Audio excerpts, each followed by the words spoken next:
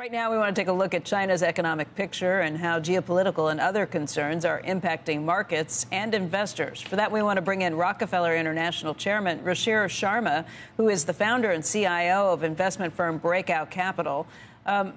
Let's talk a little bit, Ruchir, about what happened with China. We came out with their global growth, or their expectations for growth for China this year. They said near 5%, not more than 5%, as people had been anticipating. How significant of a change is that?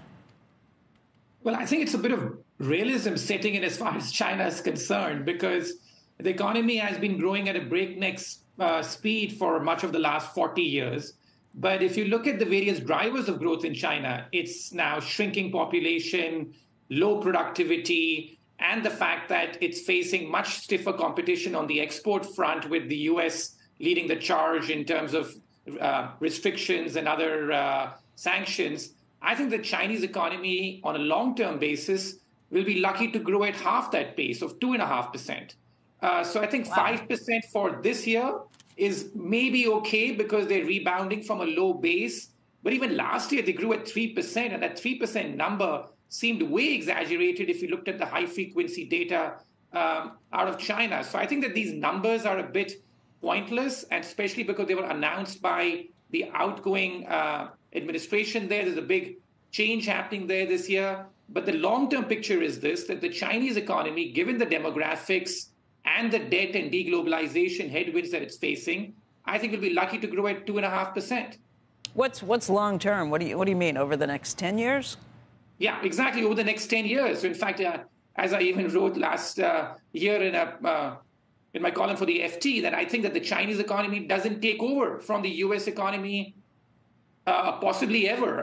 But even if it grows at 2.5%, given the exchange rate, I don't think in our lifetime we see the Chinese economy ever overtaking the U.S. economy. So yeah, so 2.5% for this decade is my best guess, is China's annual growth rate. Okay, maybe the more surprising thing is that they are not planning additional stimulus, that they're looking at close to 5%, and that's okay with them. They're not planning on trying to juice it anyway by putting additional money into the economy. I think because they've learned their lesson. They juiced the economy a lot after the global financial crisis in 2008, 2009.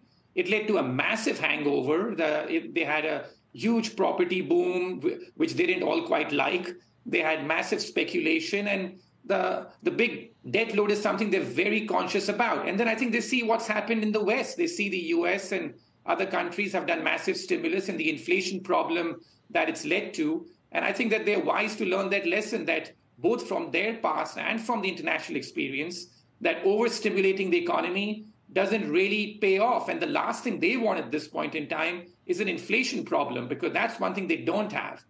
So I think it's pretty wise on their part not to try and overstimulate and feed into this Wall Street sell-side people who were paying for more stimulus and targeting a growth rate of more than 5%. So in that way, I think that this dose of realism is welcome from them.